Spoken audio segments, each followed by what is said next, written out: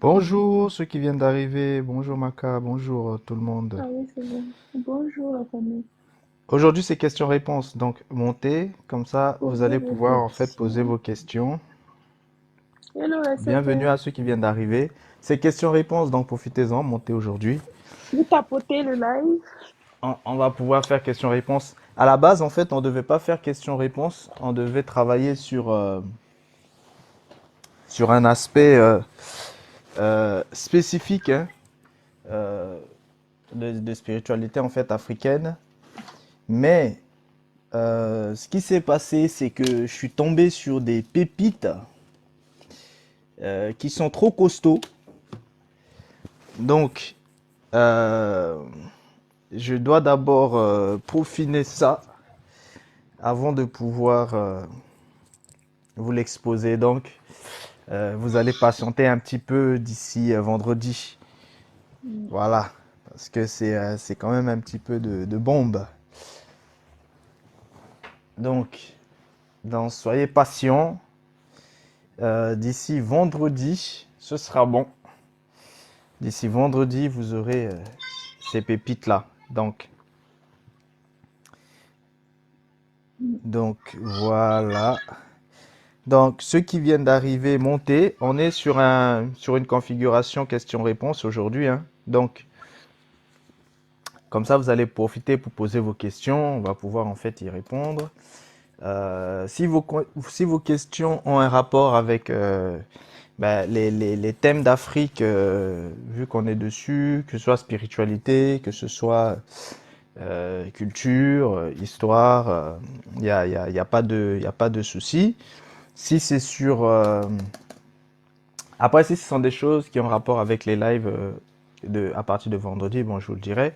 Si c'est d'autres questions, ben, il n'y a pas de souci non plus, vous pouvez aussi monter, hein, et on va pouvoir en fait y répondre. C'est un petit peu ça les configurations de questions-réponses. Sachant qu'en live public, on traite bien sûr hein, principalement des choses hein, du système des bovins. C'est vraiment ça le principe en live public, sans forcément rentrer trop en profondeur, mais les choses qu'on donne ici, c'est quand même assez pointu, hein, comme vous le savez.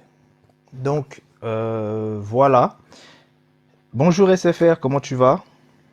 Bonjour, tonton Réveil, ça va? Tonton Réveil, moi j'ai une Hello question. SFR. Pas sur Afrique, Oui, on t'écoute, mais hein. sur Coucou la SFR, on t'écoute. sorcellerie. Ok, question sur la sorcellerie, on t'écoute. Ça commence fort, dis D'accord. donc. Tapotez en même temps la famille parce que ça commence avec la sorcellerie. Les sorciers de Tonton TikTok vont venir. Il faut tapoter, tonton s'il vous Réveil, plaît. j'aimerais savoir si tu te retrouves dans un rêve et que tu reçois un coup et puis que tu ressens le coup à ton réveil. C'est grave? C'est-à-dire si tu ressens la douleur à ton réveil, tu veux dire. Oui. Euh, Euh, ouais, c'est grave dans le sens de quand tu demandes, c'est grave, c'est-à-dire. Est-ce que ça va impacter comment on va dire, ta vie physique, si tu veux? Oui, parce qu'en fait, si tu veux, le coup que tu as reçu, tu l'as reçu en fait sur ton corps éthérique. En fait, ce qu'il faut savoir, c'est que les rêves, le monde des rêves, c'est le monde en fait onérique. Et le monde onérique, c'est à partir en fait de la dimension moléculaire, c'est-à-dire à partir de la quatrième dimension. Et le premier corps qui a accès à cette quatrième dimension, c'est votre corps éthérique, qu'on appelle aussi le corps vital. Donc, c'est ce corps-là qui, lui, en fait, est lié directement en fait, avec le corps physique. Donc, quand il y a, parce que vous avez le cordon hein, dont je vous avais parlé, qui lie en fait le corps éthérique avec le corps physique. Donc, quand on touche en fait à votre corps éthérique, ça agit automatiquement en fait sur votre corps physique. Donc, les combats spirituels, elles ont lieu en fait sur le corps éthérique, enfin à partir du corps éthérique. Parfois, certains, c'est directement sur leur corps astral. Donc, et mais il faut toujours que ça revienne en fait sur le corps éthérique pour que ça puisse avoir accès en fait sur le corps physique. Donc effectivement, ce qui a été fait, ce sont des attaques qui ont été faites en fait sur tes corps subtils et bien sûr tu as senti en fait la douleur sur ton corps en fait physique. D'accord? Tout Hmm. dépend de ce qu'on t'a fait sur ton corps éthérique et tout dépend en fait des conséquences sur ton corps éthérique. Donc, selon les conséquences en fait sur ton corps éthérique, forcément en fait il y a des choses derrière. Donc, si c'est un coup que tu as reçu, tout dépend de la blessure qu'a reçu en fait ton corps éthérique, donc aussi de la blessure que tu reçois en fait sur ton corps physique. Mais parfois certaines blessures sont beaucoup plus graves sur le corps éthérique que sur le corps physique. Donc du coup, on ne le voit pas en fait sur le corps physique véritablement, à part quelques petites douleurs, mais ça a plus d'impact en fait sur le corps en fait éthérique. Donc ça veut dire que l'impact en fait est dans les dimensions subtiles. Oui, mais la douleur, elle est là. Je la sens depuis hier nuit jusqu'à maintenant. Je sens la douleur fortement. Oui, c'est que tu as été violemment en fait agressé en fait Ouais. dans le monde subtil, soit à travers ton corps éthérique, soit à travers ton corps astral. Après, tout dépend de ce qui s'est passé. Donc, si tu veux, ce qui s'est passé, tu en parles là, ou si tu m'en parleras en fait en privé. Bon, Euh, moi, ça me dérange pas de parler de ça là, hein. ok, ben on t'écoute. En fait, hier, j'ai pas dormi très tôt. Je pense que je suis allée me coucher vers 1 heure du matin. Et j'avais la paresse de prier. J'ai fait juste une petite prière. Et puis, je me suis couchée. Et j'étais à peine endormie, à peine endormie, que je me suis retrouvée dans un rêve où j'étais assise sur une chaise. Et puis, j'observais 3 personnes. Un monsieur qui avait un corps qui gisait devant lui. Il regardait et puis je me disais, et j'ai pris peur, j'ai dit, mais attends, il a tué ce monsieur. Il a tué, il va en faire quoi? Et ils étaient en train de, il y avait 2 femmes et puis un homme. Et ils étaient en train de parlementer pour savoir ce qu'ils allaient faire. Et je n'entendais pas ce qu'ils disaient, mais c'est comme si je savais ce qu'ils disaient. Je devinais en fait ce qu'ils disaient. Et moi, j'avais peur en fait. J'étais juste assise dans ma chaise. Et puis j'observais. C'était comme si ma cuisine s'était, on va dire, confondue à eux,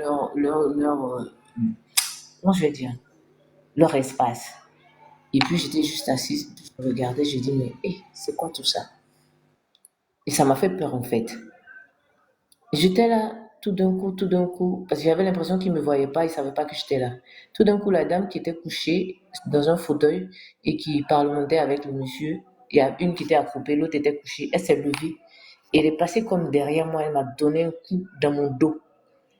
Et la douleur était tellement forte que ça m'a fait sortir de mon sommeil, mon mi-sommeil. Et j'ai même entendu moi-même j'ai entendu mon soupir. C'est dit que la douleur vraiment. Et je me suis réveillée même avec la douleur. Je me suis levée avec la douleur parce que je ne dormais pas vraiment. J'étais en demi-endormie. Et quand je me suis levée, j'étais pas effrayée, mais j'avais mal. Donc j'ai juste pris le psaume 91. J'ai lu le psaume 91 plusieurs fois. Puis je me suis rendormie. Mais je me réveille le matin, j'ai toujours la douleur. Et jusqu'à maintenant, je parle, j'ai la douleur. C'est parce que j'ai mal même que j'en parle, sinon j'allais pas en parler. Voilà. Et ça m'effraie un peu parce que la dernière fois que j'ai senti une telle douleur, après Ces ça personnes, m'a... dis-moi, ces Comment? personnes, euh, juste à ceux qui viennent d'arriver, aujourd'hui on est vraiment sur questions-réponses, donc profitez-en, montez. On était censé en fait faire live sur toujours en fait d'autres aspects hein, du budget et tout ça, mais je suis tombé sur des choses trop fortes, donc j'ai préféré approfondir en fait davantage.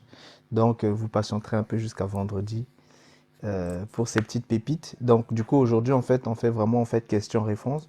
questions-réponses. Donc montez et posez en fait vos questions. Donc profitez-en pour monter dès maintenant.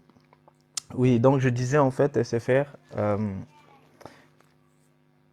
est-ce que tu as pu reconnaître en fait ces personnes?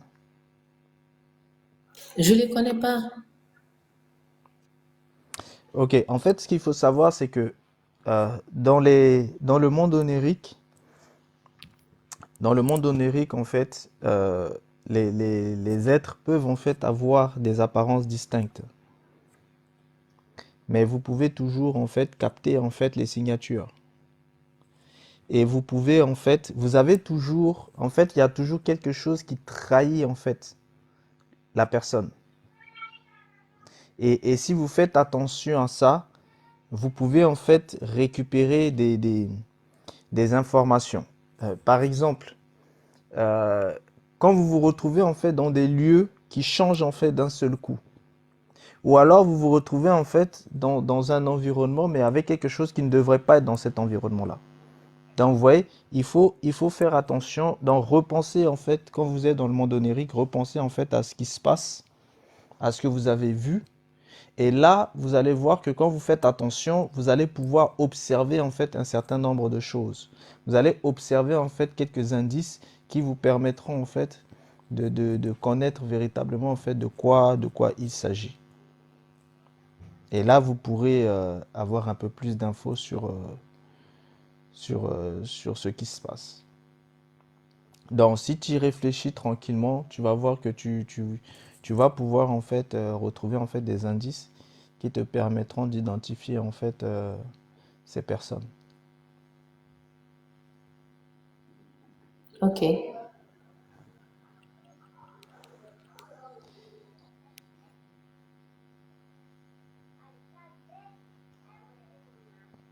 Hello Phoenix, comment tu vas?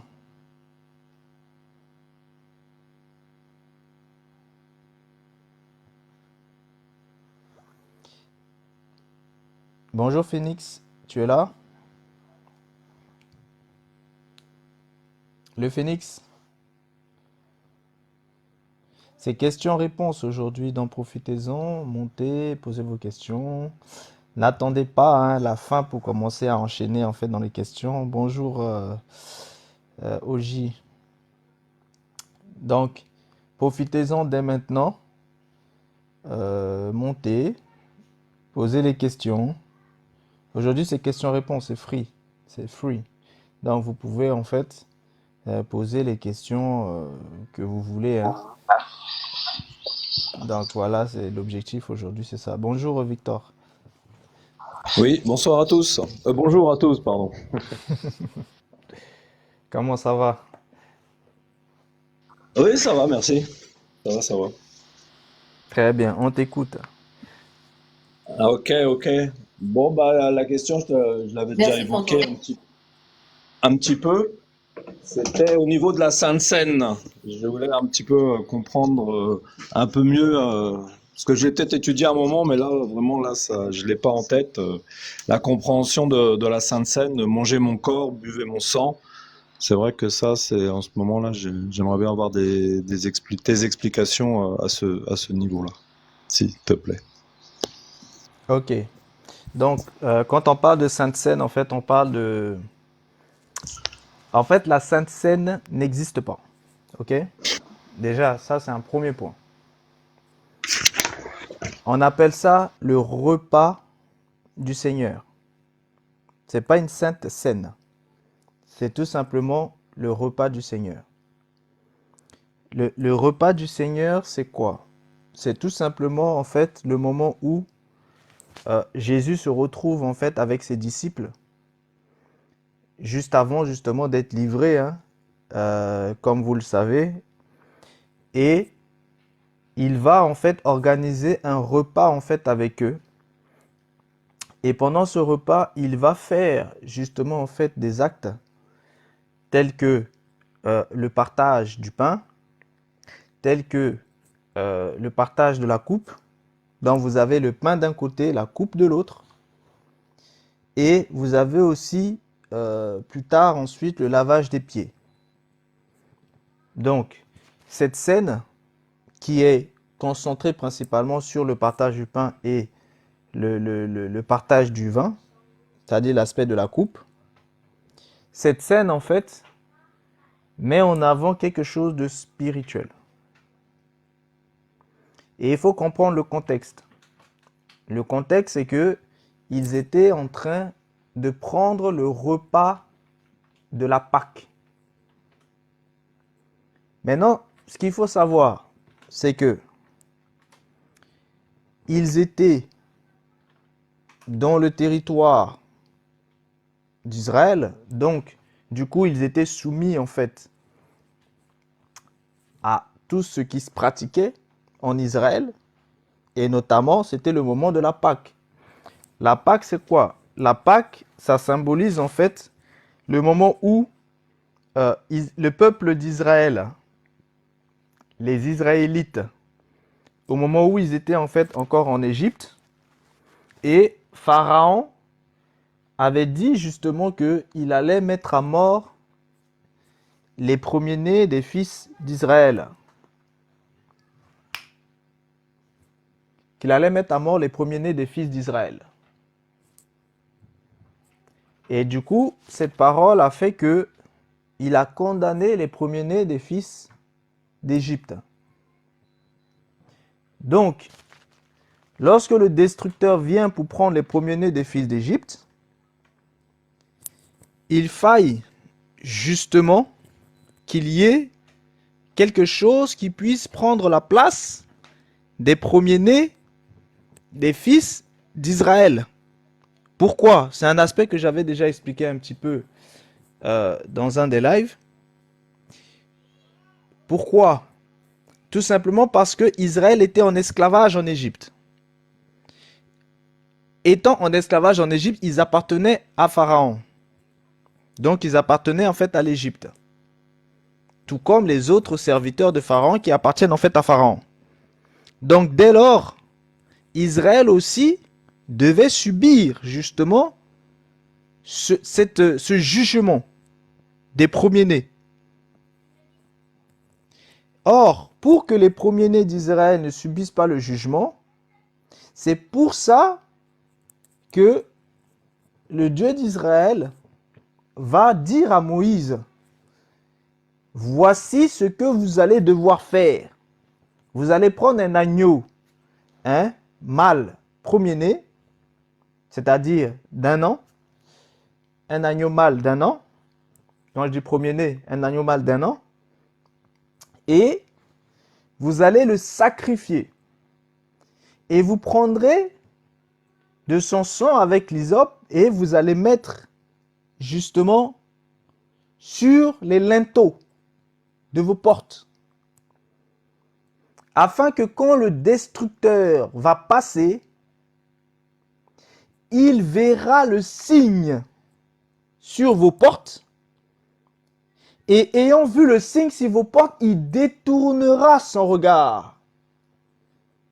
Et quiconque ne mangera pas la Pâque, donc n'aura pas fait le sacrifice, et donc n'aura pas mis le sang sur les linteaux de ses portes, le destructeur entrera à l'intérieur et bien sûr, il consommera les premiers-nés à l'intérieur de cette maison. Donc, voilà comment la Pâque a été instituée. Et donc, du coup, ils vont justement en fait faire cela, ils vont sacrifier l'agneau. Et il y avait des règles. L'agneau, bien sûr, hein, il ne fallait pas toucher à ses os ne devaient pas être brisées, etc. Il fallait le manger de manière cuite, etc. Bon, il y avait des règles en fait précises par rapport à ça. Là n'est pas le lieu pour que je détaille davantage. Mais ainsi, lorsque le jugement est passé et qu'il voyait justement en fait le signe, parce qu'il faut comprendre que la Pâque c'est un signe. Donc quand il voyait le signe sur les linteaux des portes, il détournait son regard. Et quand il rentrait en fait dans les autres habitants de la terre d'Égypte, il frappait. De l'esclave de Pharaon jusqu'au fils héritier de Pharaon. Tout premier-né. Donc, ça, c'est le principe de la Pâque. Voilà comment la Pâque a été instituée. Et du coup, en souvenir, il dira en fait justement aux Israélites qu'ils feront ça chaque année, le premier mois, parce que justement, le mois où ils sont sortis d'Égypte était devenu le premier mois pour eux. Donc, comme c'est devenu le premier mois pour eux, donc, en souvenir, chaque fois ce mois-ci en question, ils le font le 14e jour. Donc, voilà un peu comment la Pâque avait été en fait instituée. Et toute la nation vivait justement en fait selon cette Pâque-là. Maintenant, vous savez que cette Pâque, elle a pris justement les premiers-nés des fils d'Égypte et aussi des serviteurs de Pharaon. En contrepartie, l'Éternel dira en fait à Moïse, écoute, vu que les premiers-nés d'Égypte ont été livrés aux destructeurs, il faille que les premiers-nés des enfants d'Israël soient aussi consacrés à l'Éternel. Et plus tard, il transformera cela, ce ne sera plus les premiers-nés, c'est-à-dire tous les premiers-nés de toutes les tribus d'Israël, mais ce sera uniquement les Lévites. Voilà comment les Lévites vont être consacrés à l'Éternel pour remplacer les premiers-nés. Ça, c'est l'histoire de la Pâque. Je vous l'ai faite vraiment en rapide hein, pour que vous puissiez en fait bien comprendre. Vous irez dans Genèse et puis vous aurez l'histoire en fait complète dans Exode précisément. Donc, ils vont pratiquer cette Pâque en souvenir chaque année, chaque année, chaque année. Et quiconque ne pratique pas cela est retranché du peuple. Donc, maintenant, quand Jésus arrive, justement, il y a aussi cette Pâque-là qu'il faisait aussi avec les autres, chaque année. Et au moment où justement, en fait, il va mourir, ça tombe justement à ce moment-là, parce que l'agneau ne peut être sacrifié que pendant la Pâque. Donc, voilà pourquoi le moment était forcément le moment de la Pâque. Donc, avant d'être sacrifié, il va justement, avant d'être sacrifié, il va justement en fait faire justement en fait cette scène. C'est-à-dire pendant qu'ils sont en train de prendre eux la Pâque selon la loi, vu qu'elle était rentrée dans la loi par la suite. Avant, donc vous comprenez bien que la Pâque avait été réalisée avant que la loi leur soit donnée. Donc la Pâque à la base n'était pas une mesure légaliste, d'accord? Mais par la suite, elle va entrer dans la loi. Et du coup, elle fera partie des choses qu'il faille faire chaque année, prescrites par la loi. Ok, donc vous devez bien distinguer ces deux aspects-là. Donc, Jésus, quand il arrive, il pratique la Pâque telle que la loi le demande. C'est pour ça qu'il mange ça avec ses disciples. Mais pendant qu'il fait la Pâque telle que la loi demande, il va aussi faire cette scène. Et cette scène, c'est quoi? C'est que il va prendre du pain et il va prendre du vin. Et il va justement leur signifier que ce pain-là, c'est son corps qui va être livré pour eux. Parce que vous savez que la Pâque, il fallait manger la chair de l'agneau. Il fallait manger le corps de l'agneau. Et l'agneau devait être immolé. Il devait être immolé. Et il fallait manger maintenant son corps. Immoler, c'est sacrifier, hein, vous comprenez? Normalement, immoler, c'est précisément sacrifier au feu. C'est pour ça que l'agneau était cuit, etc., bien au feu, pour que ce soit mangeable. Donc, voilà pourquoi on parle de agneau immolé. Donc, Lui, il va leur signifier que la Pâque que vous aviez, c'est-à-dire cet agneau-là, qui était un agneau d'un an mâle et qui n'avait pas justement en fait été souillé. Donc, il leur dit que la chair de l'agneau que vous avez l'habitude de manger, en fait, c'est son corps à lui. Donc, il le symbolise à travers le pain. Pourquoi il le symbolise à travers le pain? Tout simplement parce que pendant ses prédications, il leur disait en fait qu'il est le pain de vie. Il est le pain. Maintenant, vous allez me dire, mais pourquoi il se symbolise avec le pain? C'est lié aussi au lieu où il est né. Il est né à Bethléem. Bethléem signifie la maison du pain. Donc, il ne pouvait naître qu'à Bethléem. Là où il y a le pain. Dans la maison du pain. Beth, c'est maison. Léhem, c'est le pain. Dans Bethléem, la maison du pain. Donc, voilà pourquoi, en fait, il est le pain. OK? Donc, ça, c'est le côté du pain. Maintenant, le vin symbolise son sang.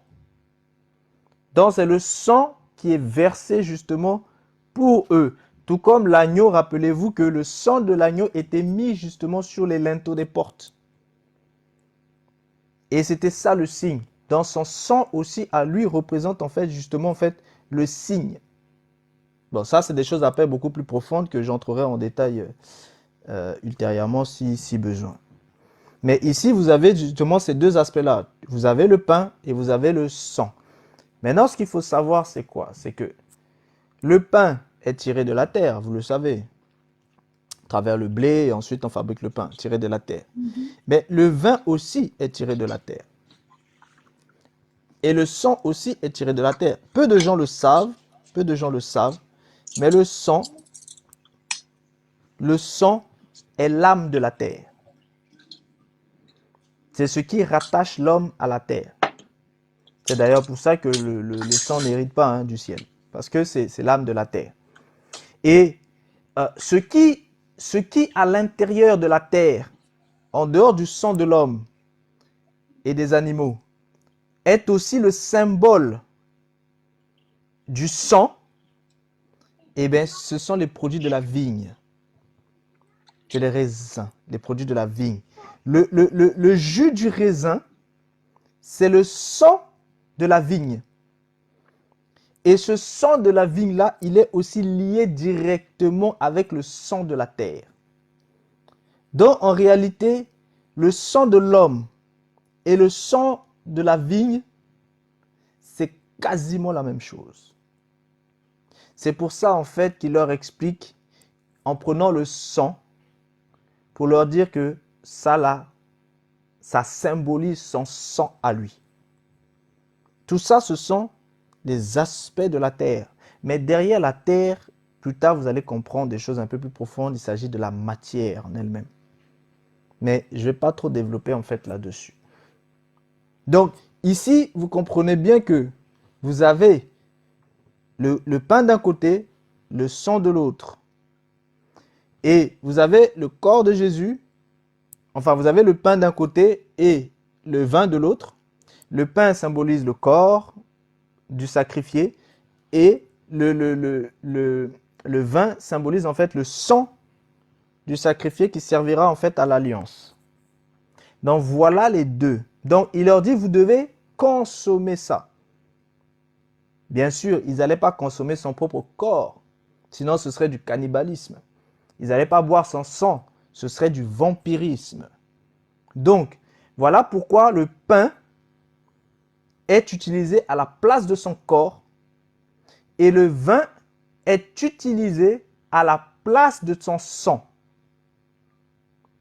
Et ça, c'est ce qui va servir justement en fait pour cette scène.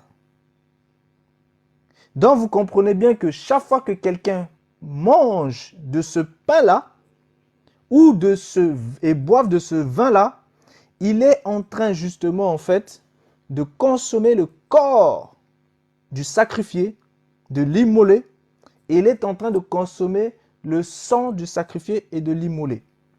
Bon, maintenant, ce rituel-là, c'est ça là que, dans le système des bovins, ils vont utiliser pour pouvoir le mettre véritablement en fait en pratique.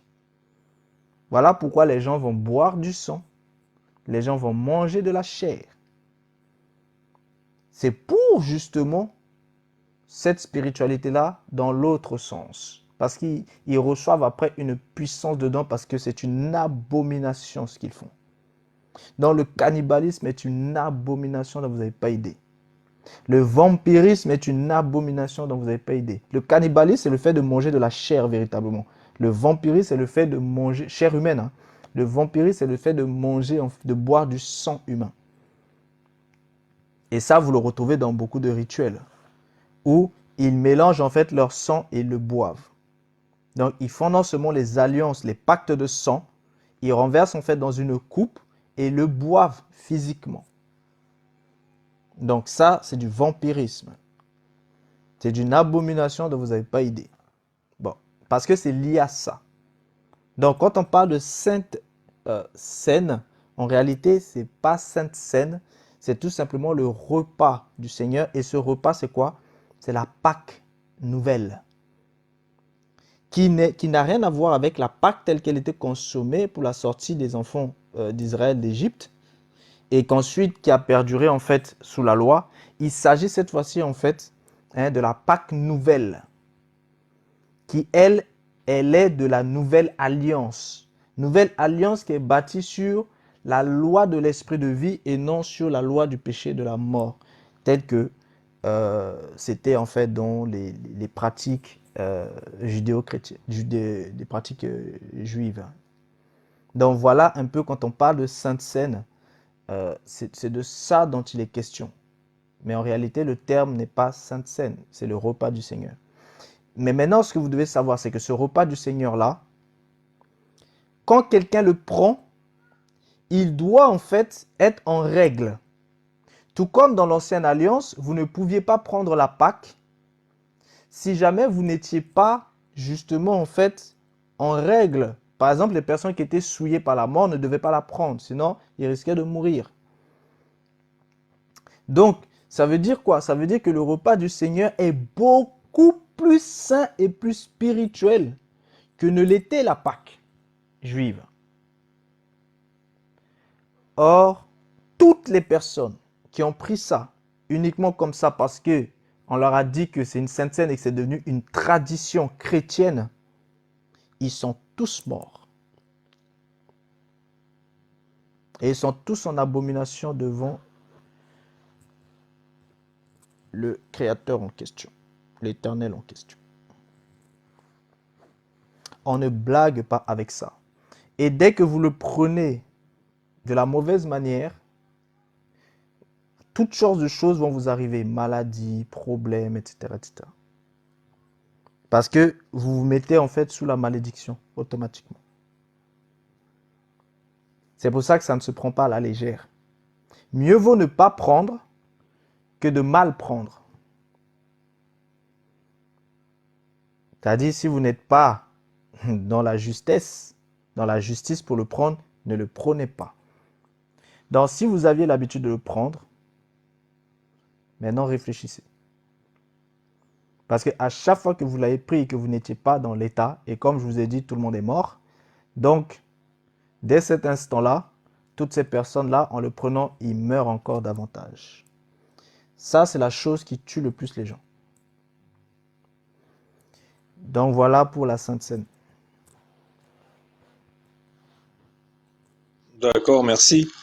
Mais du coup, quand c'est comme les églises là, ils sont fausses, ça, est-ce que ça représente pas plutôt autre chose que ce que tu viens de dire?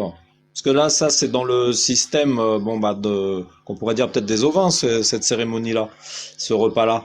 Mais dans le système des bovins, c'est différent ou c'est pareil forcément, ça doit être un peu compliqué dans les églises des bovins. En fait, c'est ce que je viens de te dire, c'est que ils n'ont pas besoin de le faire différemment dans un premier temps. Rien que le fait que les gens prennent euh, le pain en tant que symbole, le vin en tant que symbole, et qu'ils le consomment alors qu'ils ne sont pas en l'état. C'est pour ça que déjà à l'époque, Paul en fait expliquait déjà, il leur disait, beaucoup d'entre vous en fait sont malades, ont des problèmes, etc. Certains même meurent. C'est parce qu'en fait, ils prennent mal le repas en fait du Seigneur. Et au lieu de s'attendre les uns les autres pour le prendre en communion, ils vont se dépêcher de prendre. C'est-à-dire, vous voyez ici, c'est rien que le fait que les uns et les autres veulent le consommer avant les autres. Donc rien que ça, en fait, c'était déjà une faute. Parce que il leur explique que si jamais ils avaient faim, ils n'ont qu'à manger chez eux. Parce que le repas du Seigneur, c'est pas fait pour être rassasié. Non, c'est fait pour rappeler le souvenir du sacrifice. Et à chaque fois que quelqu'un rappelle le souvenir du sacrifice, imaginez-vous en fait, pour que vous compreniez, c'est que imaginez-vous qu'il y a un roi, et ce roi-là, il est très puissant. Et du coup, il a son fils qui a été mis à mort de manière atroce. Et à chaque fois que quelqu'un fait ce type de geste-là, ça lui rappelle justement en fait ce qui a été fait à son fils. Or, les seules personnes qui ont le droit de lui rappeler ça, c'est ceux qui sont en conformité avec cela. Mais toutes les personnes qui ne sont pas en conformité, chaque fois qu'ils font ça, lui, ça l'énerve et il ordonne à des êtres de les châtier. Pourquoi? Parce que comme ils n'ont pas le droit de rappeler ce souvenir, ils sont plutôt en train d'insulter la mémoire de ce souvenir. Et en le faisant, ils deviennent ennemis de ce roi-là. Et du coup, le roi automatiquement ordonne à des serviteurs de les châtier. Donc, déjà, rien qu'ici, à ce niveau-là, vous voyez déjà le nombre de gens qui sont châtiés. Maintenant, pour couronner le tout, ce qu'ils vont faire pour achever encore davantage les gens, ils vont transformer cela dans un système d'hostie. C'est-à-dire, ils vont prendre justement des choses qu'ils vont façonner telles du pain, ils vont prendre des boissons qu'ils vont façonner telles du vin, ils vont les consacrer à leur propre divinité.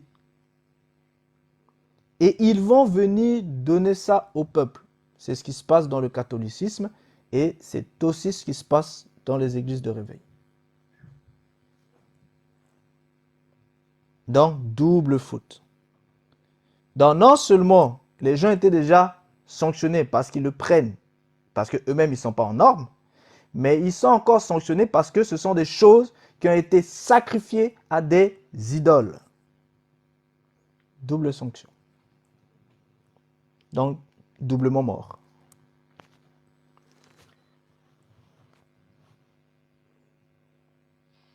D'accord, merci.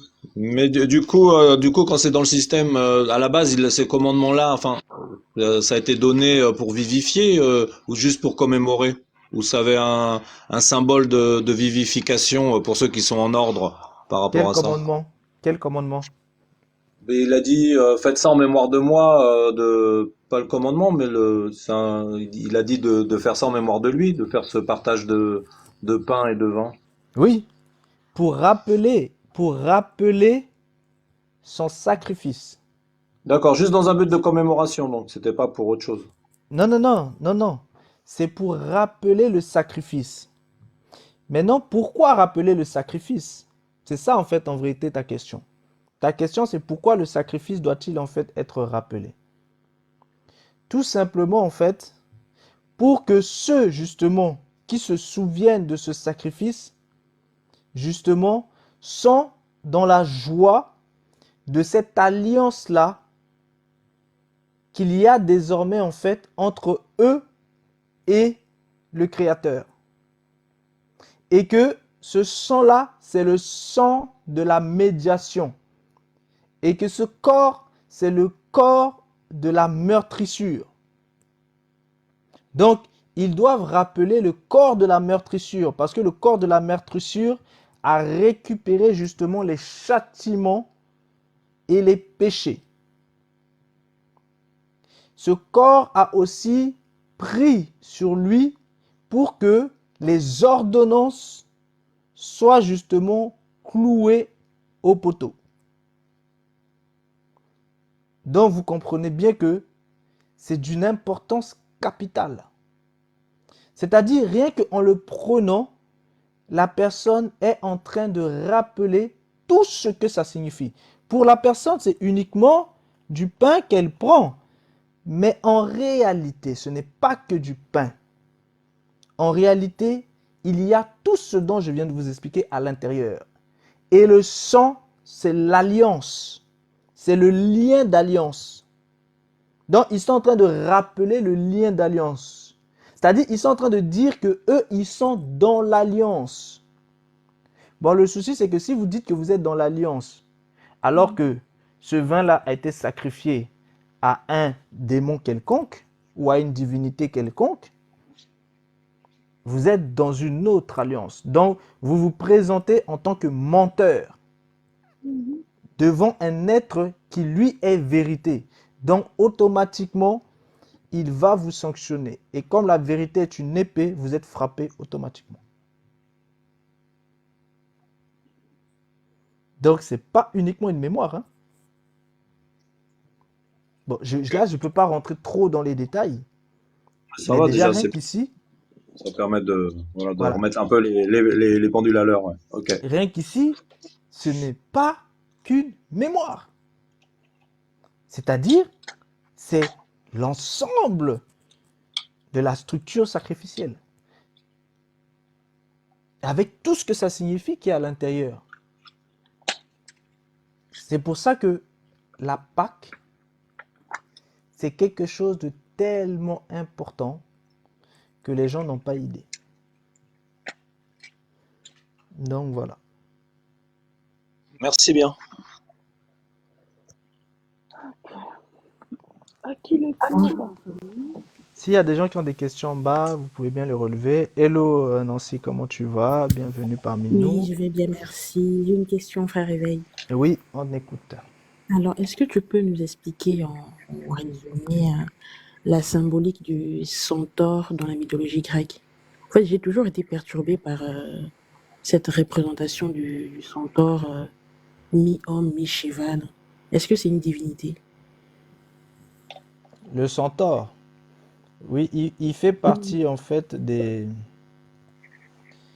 êtres hybrides dans les mythologies. Mais ce que vous devez savoir, c'est que les mythologies, ce qu'ils appellent en fait mythes, c'est tout simplement certaines choses en fait qui ont existé, mais euh, qui ont été transformées pour en faire quelque chose de spécifique, pour en faire des récits fabuleux, etc., etc. En gros, c'est le mythe en fait des héros du monde, si vous voulez. C'est de ça dont il est question. Maintenant, pourquoi le cheval? Parce que le cheval en fait est d'une importance en fait capitale euh, dans les choses de la spiritualité. Déjà, vous savez que le cheval c'est un animal de guerre. Et au-delà d'un animal de guerre, le cheval est en fait justement le compagnon de guerre de tout chevalier. Or, les chevaliers sont des seigneurs. Donc, le cheval est par excellence le compagnon d'armes d'un guerrier, d'un seigneur. D'accord. Voilà. Et quand le cheval en fait est associé en fait à l'homme, c'est le symbole en fait du guerrier par excellence. D'où en fait les centaures. Les centaures peuvent en fait foncer pour pouvoir aller combattre, etc. Après, bon, il y a beaucoup d'autres choses en fait à détailler sur le centaure, mais c'est déjà en fait cet aspect principal qu'il faut garder en fait en tête. Et il faut savoir aussi que le, le, le cheval, vous le retrouvez dans un certain nombre de choses, notamment dans les mythes de Pégase. Les mythes de Pégase, qui est lié justement en fait à un être qui lui en fait est lié avec la divinité en fait Diane, la divinité Ashtarté.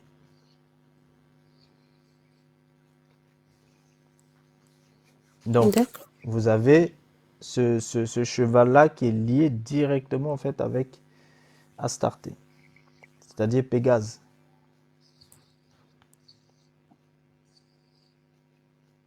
D'accord. Donc c'est un être hybride. Ok, qui C'est un existe. hybride. D'accord. Les centaures sont des hybrides. Je vous ai dit que dans l'Antiquité, il y a eu beaucoup de mélanges entre des êtres surnaturels et des humains. Donc les résultats justement en fait de ces hybridations-là, vous en retrouvez en fait certains tels que les centaures. Ce sont des résultats de ces hybridations.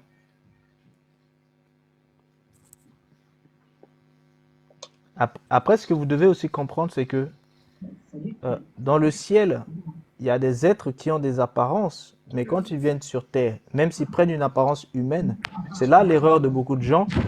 C'est pas parce qu'un être céleste arrive sur Terre, parce que eux, ils ont un corps qui leur permet de changer d'apparence. Donc, quand ils arrivent sur Terre et qu'ils changent d'apparence, ils prennent une apparence d'homme ou de femme. Mais quand ils vont faire un enfant avec une personne, l'enfant ressortira selon leur semence et non selon l'apparence qu'ils ont pris. Et c'est là où beaucoup de gens peuvent se tromper.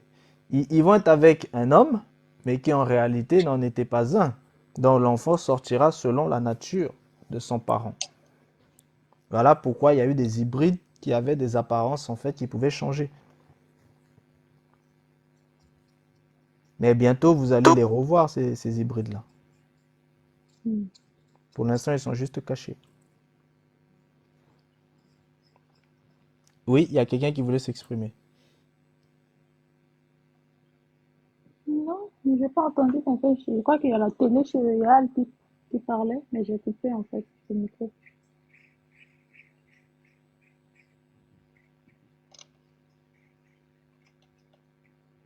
Oui, vous avez une autre question?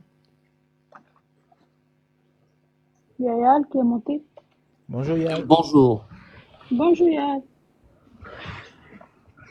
Euh, J'aurais, oui, une autre question, mais avant de la bon, j'aurais deux questions. Quand tu parles du lien, qui a un lien entre Astarté et Pégase, peux-tu définir en fait le lien exactement? Pégase.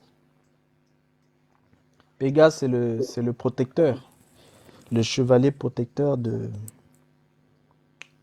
Athéna, de Diane. Mhm. Ok, oui, je vois.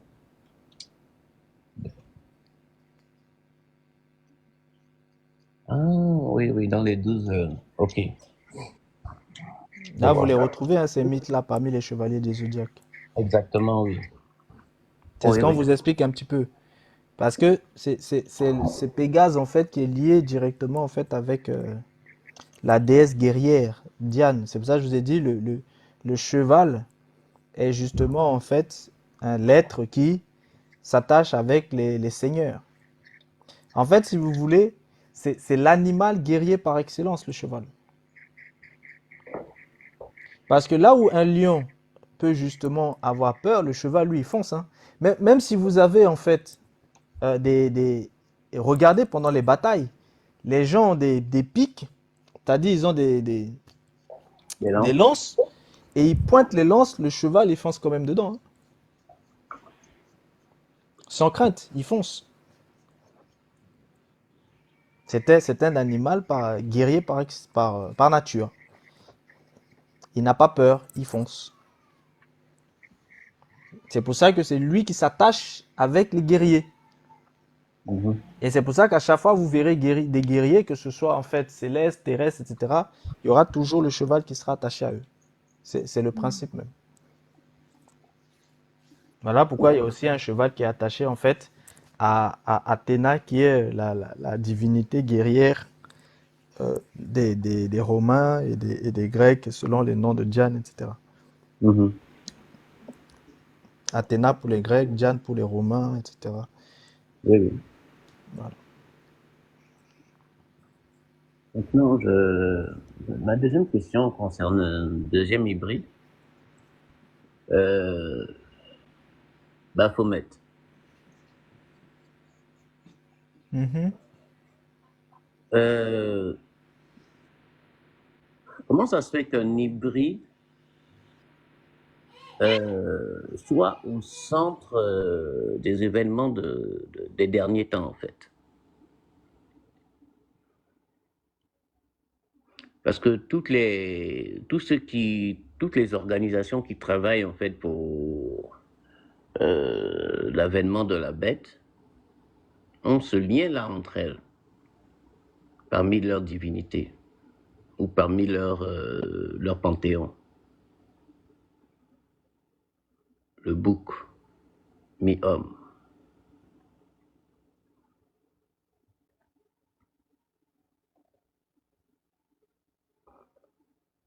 Réveille ton micro est muté.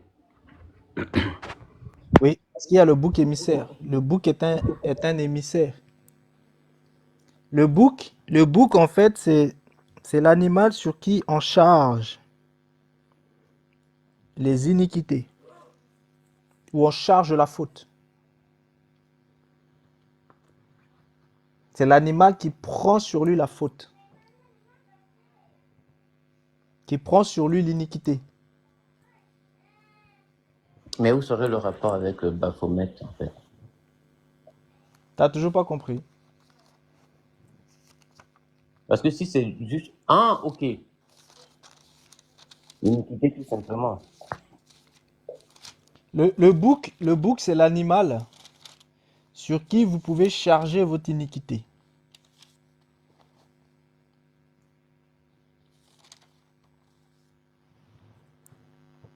C'est l'animal à deux cornes. Oui, pour ça j'avais compris. Mais dans le culte qu'on lui rend, que ce soit les mages, même dans la guerre qu'on fait entre les sorciers hommes et les sorciers femmes, entre les mages et les sorcières, du moins, le bouc serait celui qui donnerait plus de puissance euh, aux femmes, ou qui les initierait même au départ. Mais on le retrouve à la fin des temps comme un des émissaires de, comment dire, de la bête. Oui. Mais toi-même, tu es en train de dire les mots. Hein. Mais qui est-il? En fait, quel est son rôle réellement dans tout ça, en fait? Ou c'est juste vraiment Tu as dit qu'à la fin, tu le retrouves en tant qu'émissaire de qui? de la bête, oui. Ça veut dire quoi, émissaire? Euh, comment dire, un messager? Un envoyé. Oui, un représentant. Donc, Ok, ah, l'image. quand il vous parle du bouc, en réalité, il vous parle de qui?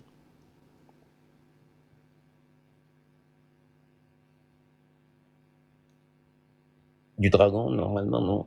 Non, Ah, de l'antéchrist? non. Même pas?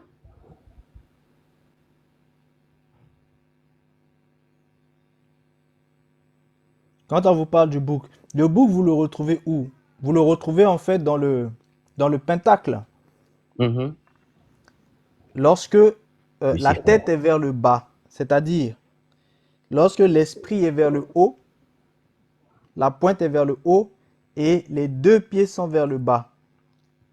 Mais quand vous tournez dans l'autre sens et que les deux pointes sont vers le haut, ça vous symbolise le bouc. Mhm. Bonjour MLR, ça vous symbolise en fait le bouc. Donc, Oui, ok. Lucifer, en fait. c'est-à-dire, et on l'avait vu ça dans les lives sur le pentacle. Dans Mhm. les lives sur le pentacle, on l'avait vu. Lorsque la tête est tournée vers le bas, c'est-à-dire l'esprit est lié en fait à la conscience Bas. universelle d'en bas. Mhm. Et les deux cornes se retrouvent justement en fait en haut. Là, vous êtes dans l'aspect du bouc.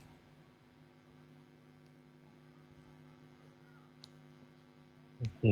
C'est l'entité qui sort de la terre. Transmutation vers le... Donc, puis je vis monter de la terre une autre bête qui avait 2 cornes, semblables à celles d'un agneau, Mhm. qui parlait comme un dragon. Elle exerçait toute l'autorité de la première bête en sa présence, et elle faisait que la terre et ses habitants adoraient la première bête, dont la blessure mortelle avait été guérie. Elle opérait de grands prodiges, même jusqu'à faire descendre du feu du ciel sur la terre à la vue des hommes. Et elle séduisit les habitants de la terre par les prodiges qu'il lui donnait d'opérer en présence de la bête, disant aux habitants de la terre de faire une image à la bête qui avait la blessure de l'épée et qui vivait. Et il lui fut donné d'animer l'image de la bête afin que l'image de la bête parlât, et qu'elle fit que tous ceux qui n'adoraient pas l'image de la bête furent tués. Et elle fit que tous, petits et grands, pauvres, libres et esclaves, reçussent une marque sur leur front, enfin sur leur main droite ou sur leur front, et que personne ne put acheter ni vendre sans avoir la marque, le nom de la bête ou le nombre de son nom. C'est ici la sagesse que celui qui a de l'intelligence calcule le nombre de la bête, car c'est un nombre d'hommes, et son nom est 666.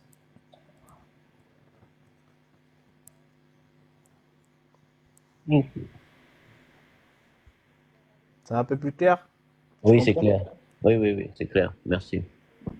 Voilà pourquoi il est adoré dans dans toutes les spiritualités qui ont euh, la pointe vers vers le bas et les 2 pieds qui symbolisent les 2 cornes vers le haut. Et c'est aussi lui que vous voyez bien qui est adoré non seulement dans les mouvements satanistes, mais aussi dans des mouvements en fait euh, beaucoup dans l'industrie de la musique, dans l'industrie cinématographique, etc. Dans toutes les choses qui sont dans les dimensions en fait de la matière, les dimensions des sons, etc., etc. Parce qu'il est lié directement en fait avec la conscience d'en bas.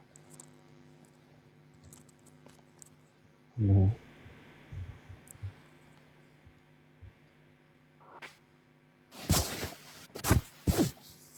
Frère Éveil, Oui, alors, quand tu parlais tout à l'heure à SFR, quand je voulais expliquer que il faut faire attention à la disposition des choses dans le rêve du monde onirique, est-ce que c'est un lien avec tu sais, le fait que tu nous disais que le monde astral a une sorte de ductilité, cette capacité à déformer les choses, à prendre différentes apparences. Est-ce que ça a un lien avec ça? oui, tout à fait. Ah, d'accord, ok. Parce que dans les dimensions onériques, ce sont des corps subtils, c'est-à-dire ce sont des corps qui sont à partir de la 4e dimension. Et dans cette dimension-là, le physique peut être transformé. Le physique peut être transformé. Donc ça veut dire que quelqu'un peut très bien changer son apparence. Parce que dans ces corps-là, en fait, ne sont pas liés euh, à, à la matière, c'est-à-dire la matière physique. Parce que la matière physique, c'est du niveau de la 3e dimension. Ces corps-là ne sont pas liés à cette matière physique de la 3e dimension. Donc, ils peuvent changer de forme. Parce que les formes, c'est tout simplement en fait une question de vision. Parce que vous savez très bien, quand vous rentrez dans les dimensions en fait moléculaires, vous êtes dans les choses de la 4e dimension. Dans les choses de la 4e dimension, vous avoisinez déjà en fait les choses un petit peu quantiques, en sciences quantiques. Et quand vous avoisinez en fait ces aspects-là, vous savez très bien que les, euh, les cellules, les molécules, les atomes et tout ça peuvent en fait être séparés et du coup, elles peuvent se réunir. On l'a vu ça en live privé.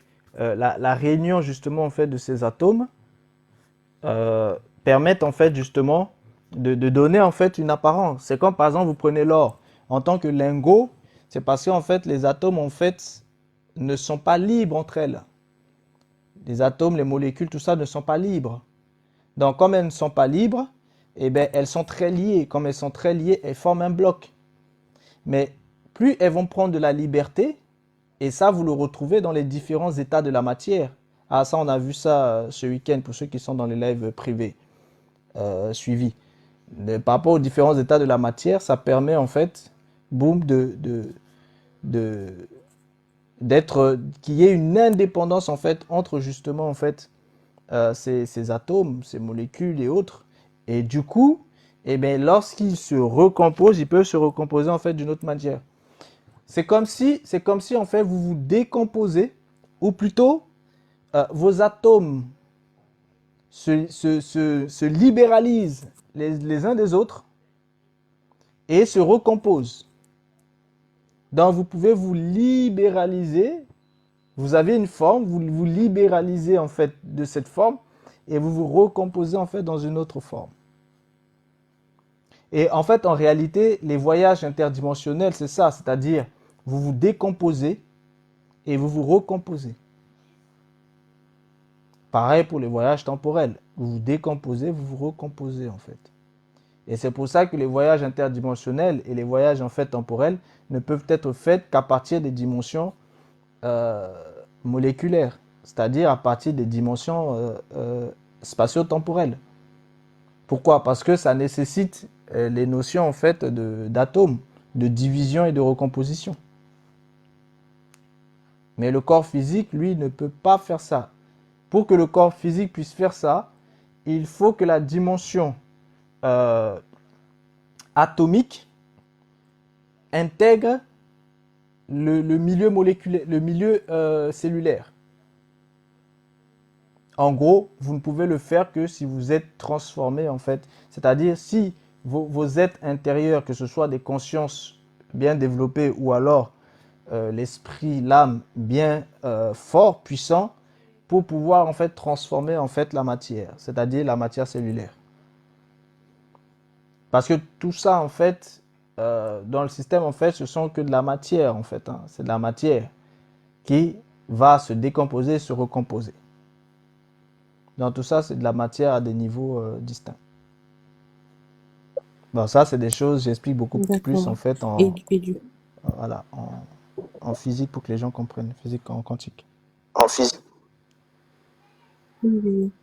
Et du coup, comment arriver à discerner que, bon, je ne sais pas si c'est possible, de savoir que dans le rêve ou dans le monde onirique, c'est pas, c'est d'autres personnes qui prennent, qui peuvent prendre l'apparence d'une personne commune, de soi-même, etc. Est-ce qu'il y a un moyen de discerner ça? Oui, la signature psychique et la signature énergétique.